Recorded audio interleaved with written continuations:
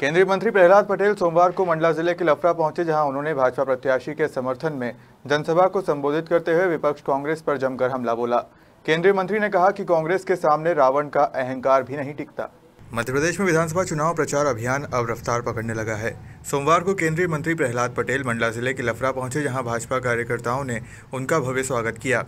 वहीं जनसभा को संबोधित करते हुए केंद्रीय मंत्री ने कहा कि आज़ादी के बाद से कांग्रेसियों ने जनता के साथ कैसा व्यवहार किया है, ये शब्दों में बयान नहीं किया जा सकता।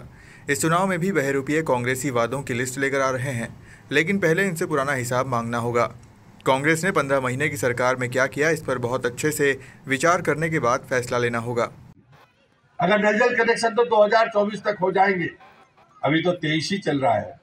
मैं लोगों से कहता हूँ, जरा आंकड़ा उठाकर देखो, आसपास गांव में आप भी जानते होंगे, जो सरकारी आंकड़ा है, जब 15 अगस्त 2019 को मोदी जी ने लाल किले से घोषणा की थी, तब पूरे देश में 3 करोड़ 23 लाख यानी 3.25 करोड़ परिवारों के पास में पाइपलाइन से पानी था। भारतीय जनता पार्टी का एजेंडा विकास का एजेंडा है। गरीब कल्याण, महिला सशक्तिकरण, मोदी जी का नेतृत्व जो पूरी दुनिया स्वीकार कर रही है। जो वनवासी अंचल है, उसका अनाज, उसका खान पान, उसकी वेशभूषा, वही आदर्श जीवन था और वही आदर्श जीवन है। मोदी जी ने श्री अन्न को, जिसको लोग मोटा अनाज कहते थे, आज पूरी दुनिया उसको मांग रही है। और मुझे लगता है कि ये वास्तव में हमारे जनजातीय क्षेत्रों का इससे बड़ा और मान नहीं हो सकता।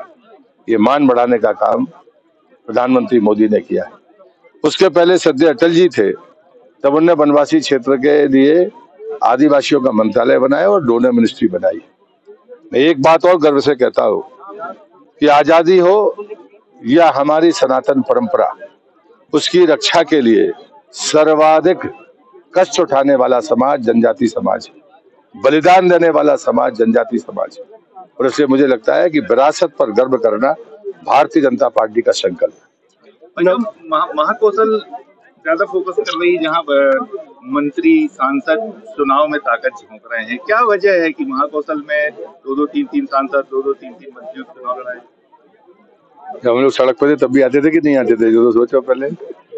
मुझे लगता है कि हम लोग अभी भी धूल खाने तैयार हैं, जमीन पर सोने तैयार हैं, पैदल चलने तैयार हैं, और आप सबके आशीर्वाद से हेलीकॉप्टर में भी चलने तैयार हैं। लेकिन कमलनाथ से पूछो कि एक दिन काट ले आम आदमी की तरह, मेरी तरह नहीं, आम आदमी की तरह, कि थका हुआ नेतृत्व है। इससे बहुत अपेक्षा करनी नहीं चाहिए, इनके भ्रम में पड़ना नहीं चाहिए।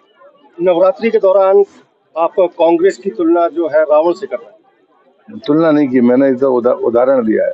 तुलना लोकतंत्र में, मैं इतना संयमित आदमी हूँ, बोलता हूँ तो खुला बोलता हूँ, बिना युद्ध लड़े। वो चुनाव कहता था कि मैं चुनाव मैं जीतूंगा। ये बिना चुनाव लड़े लोकतंत्र का अपमान क्यों कर रहे हैं? विश्वास जताइए। ये गारंटी मैं भी कह रहा हूँ ना, हमें विश्वास है कि हम 2003 की तरह 2023 में परिणाम लाएंगे। तो 23 में लेकिन नेतृत्व कौन करेगा सरकार? मंडला से सलीम खान की रिपोर्ट।